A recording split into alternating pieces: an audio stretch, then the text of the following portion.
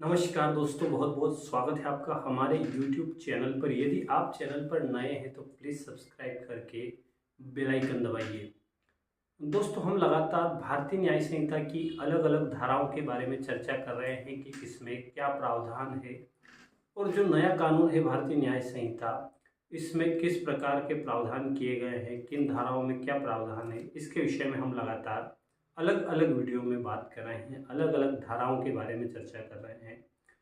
आज हम बात करेंगे भारतीय न्याय संहिता की धारा 115 के बारे में। जी हाँ, बीएनएस की धारा 115। भारतीय न्याय संहिता की धारा 115 जो है यह स्वेच्छा उपहति कारित करने से संबंधित है। सर्वप्रथम हम ये जान लेते हैं कि जो उपहति है इस शब्द का अर्थ क्या है। भारतीय न्याय संहिता में उपहति के यदि अर्थ को समझा जाए तो इसके अंतर्गत किसी व्यक्ति को शारीरिक पीड़ा या रोग या अंग शिथिल कारित करने को उपहति कहा गया है भारतीय न्याय संहिता के अनुसार। यानी कोई ऐसा कार्य करता है जिससे किसी व्यक्ति को जो है वह शारीरिक पीड़ा हो, यानी उसके शरीर को नुकसान पहुंचे, चोट लगती है तो स्वाभाविक सी बात है किसी व्यक्ति को नुकसान पहुंचता ही है, चोट लगती है तो पीड़ा होती ही है शारीरिक रूप से। यानी शारीरिक रूप से उसे पीड़ा होना या उसे रोग हो जाना या उसका अंग शिथिल हो जाना, ये सभी कृत्य जो है यह उपहति के तहत आते हैं। क्या कहती है भारतीय न्याय संहिता की धारा 115 की उपधारा 1? जी हाँ, सबसे पहले तो जो वैदिक शब्द है, जो शब्दावली है भारतीय न्याय संहिता की धारा 115 की उपधारा 1 की, पहले उससे समझिए, फिर हम बेसिक भाषा में इस विषय पर बात करेंगे। जो कोई किसी कार्य को इस आशय से तद्वारा करता है कि उसके इस कार्य से वह किसी को उपहति कारित करे, या इस ज्ञान के साथ करता है या यह संभाव्य जानते हुए करता है कि वह इस कृत्य से किसी को उपहति कारित करेगा और उसके बाद किसी व्यक्ति को उपहति कारित की जाती है, तो ऐसा कृत्य जो है वो कहा जाएगा कि स्वेच्छा उपहति कारित की गई है।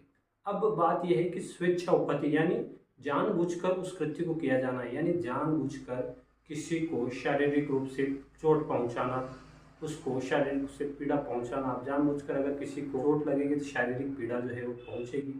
इन परिस्थितियों में जो है उपहति कारित की गई है स्वेच्छा, ये कहा जाएगा। यानी कि जानबूझकर किसी को शारीरिक चोट पहुंचाना जो है वह स्वेच्छा उपहति के तहत आता है। भारतीय न्याय संहिता की धारा 115 के तहत दंड के क्या प्रावधान है, इसके लिए भारतीय न्याय संहिता की धारा 115 की उपधारा 2 में प्रावधान किए गए हैं। जो कोई स्वेच्छा उपहति कारित करता है वह दोनों में से किसी भारतीय के कारावास जो 1 वर्ष तक का हो सकेगा या जुर्माना जो 10,000 तक का हो सकेगा, दोनों से ही दंडित किया जाएगा। अब इसके वर्गीकरण की यदि बात की जाए तो ये अपराध जो है भारतीय न्याय संहिता की धारा 115 के तहत किया जाने वाला अपराध जो है यह जो शमनीय है, यानी उस व्यक्ति के द्वारा क्षमा किया जा सकता है, उस मामले में राजीनामा हो सकता है, समझौता हो सकता है जिस व्यक्ति को नुकसान पहुंचा है, जिसको उपहति कारित की गई है। साथ ही साथ ये जो है ये असंज्ञेय है और जमानती अपराध है।